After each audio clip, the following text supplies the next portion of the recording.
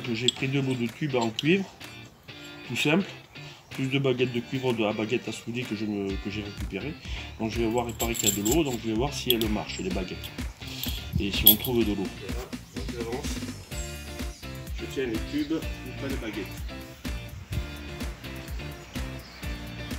Là, apparemment, elle commence à s'ouvrir. Vous voyez, je bouge pas, et elle s'ouvre. Donc apparemment, il y aurait de l'eau ici. Voilà, je vais reculer et elle devrait se refermer.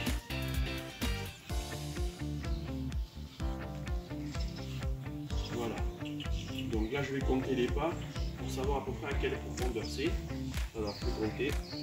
Là, je commence à bouger. 2, 3, 4, 5, 6, 7. 6 mètres 50, on devrait avoir de l'eau.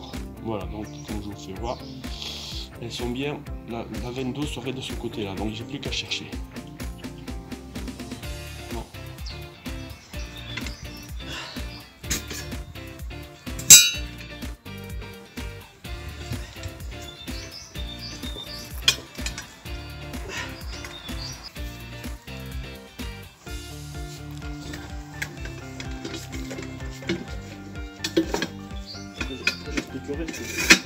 Alors, de plus, voilà, donc j'ai retiré à l'intérieur, comme vous le voyez, il y a de la terre, pas mal, et pas de gravier encore.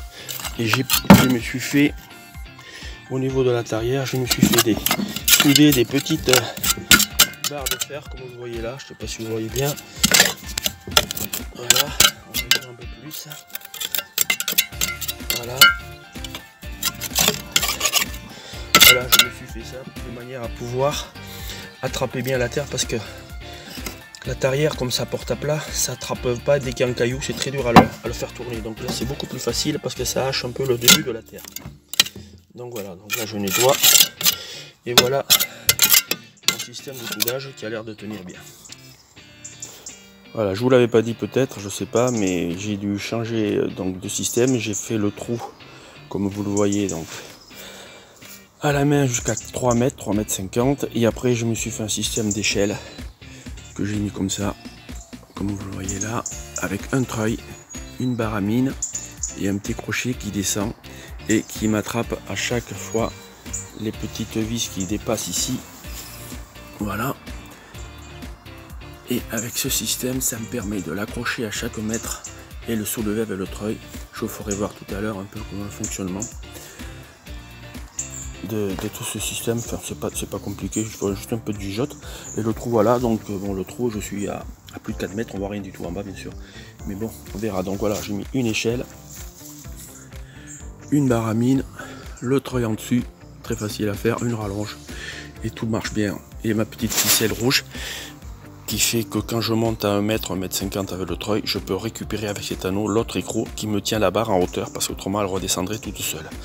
Donc voilà, donc je vous dis ça tout à l'heure pour le reste de la vidéo. Donc voilà, donc j'ai creusé un petit peu, j'ai pu accrocher mon crochet sur le boulon comme je vous le disais pour le treuil. Je vais vous faire voir comment on le monte, c'est facile. Et j'ai ramené un petit peu à la prochaine. Quand j'ai creusé, j'ai ramené quelques cailloux. Donc ces cailloux, j'ai commencé à trouver des cailloux au niveau de la glaise. Donc à mon avis, on arrive un peu à la grave. Donc peut-être qu'il y aura un peu de bons signes. Donc je vous fais voir comment ça monte. Et comme ça, c'est tout simple, c'est facile, on ne se force pas parce que c'est très dur à lever.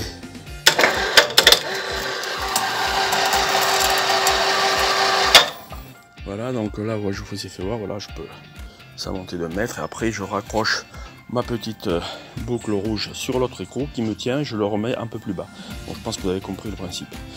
Voilà, bon, bah, écoutez, je continue mon travail et je vous dis à bientôt. Voilà, donc j'ai accroché la petite ficelle rouge comme je vous ai fait voir au niveau de mon boulon qui dépasse, tout simple, et l'autre il est toujours en tension là. Donc là, je vais descendre un petit peu le treuil de manière à faire le contrepoids sur la ficelle. Voilà, je descends. Vous voyez, là il s'est décroché. Voilà. Il se décroche. Et la ficelle tient tout le poids du reste. Ce qui me permet de remonter, de descendre le treuil. Voilà. Pour le raccrocher à mon écrou qui est là. Bon, Mais comme je dois filmer et travailler en même temps, je peux pas faire les deux, donc je ferai voir ça plus tard.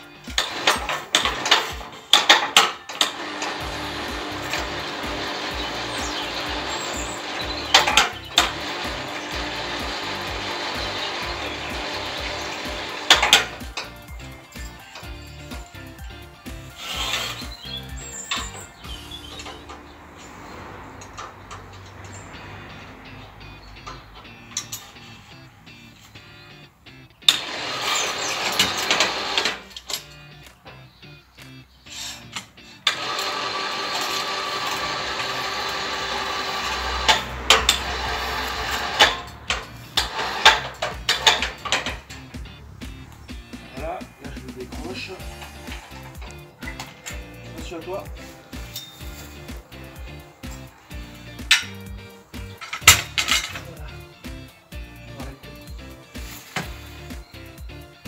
Je retirais donc la tarière du trou et j'ai trouvé du sable. Enfin du sable, c'est de la glaise sablonneuse un peu. Voilà, assez humide. Donc je pense que je suis pas loin de l'eau. Donc j'ai tout rangé et ce matin de bonne heure j'ai été voir et en fait si vous pouvez voir dans le trou on voit de l'eau. Je sais pas si vous le voyez. Voilà, on voit un petit peu d'eau. Donc je suis pas loin du début de la nappe. Donc je vais continuer à creuser pour arriver à avoir un trou suffisamment pour une réserve conséquente au niveau de l'eau pour pouvoir après mettre un moteur pompe et bien enlever tout ça quoi. Donc voilà, donc on se dit à bientôt pour la nouvelle vidéo. Voilà la mèche que j'ai retirée qui fait une longueur de pas loin de 5 mètres. Donc je vais creuser au moins 2 mètres de plus pour essayer d'arriver à trouver l'eau. Voilà, l'eau je l'ai là. On voit pas beaucoup. Oui, peut-être vous le voyez, je sais pas. Mais je vous ferai voir ça plus tard. Bonjour, donc voilà, j'ai creusé jusqu'à 5,50 m. J'ai mis une petite pompe avec un tuyau qui descend dans le trou, parce que j'ai vu qu'il y avait un peu d'eau. Et je vais la mettre en route pour voir si ça pompe. Je le mets dans le seau pour voir déjà si ça se désamorce pas avec 20 ou 25 litres. Donc je mets la pompe en route.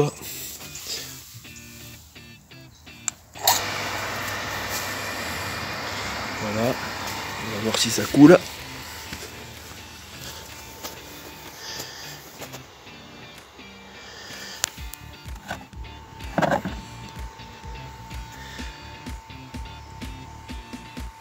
Donc ça coule pas, à mon avis on est désamorcé. J'attends un peu.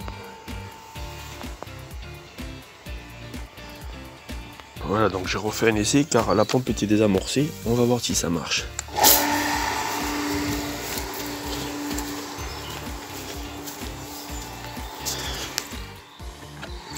Voilà. Apparemment il y a de l'eau. Bon, elle n'est pas très propre parce qu'en fait ça va dans le fond du puits. Hein. Il y a de la saleté, de la terre et tout, mais bon. Apparemment il y a de l'eau. Du coup là.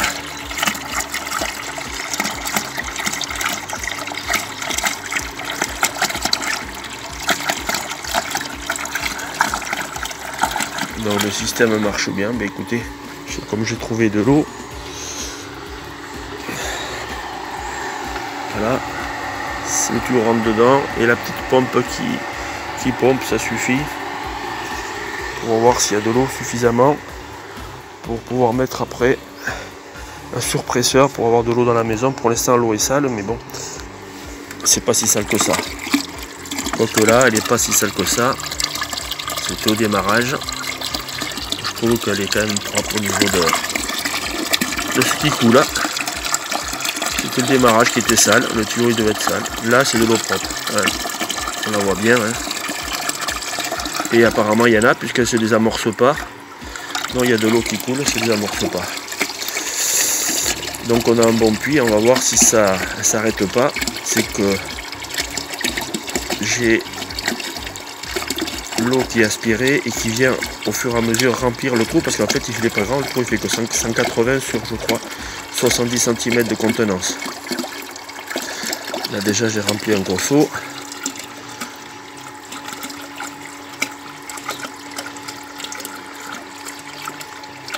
Là, ça a l'air de bien fonctionner, j'ai de l'eau, il y a de l'eau. Donc je vais la laisser tourner encore. Voilà, ça c'est rempli, c'est un seau de 25 litres.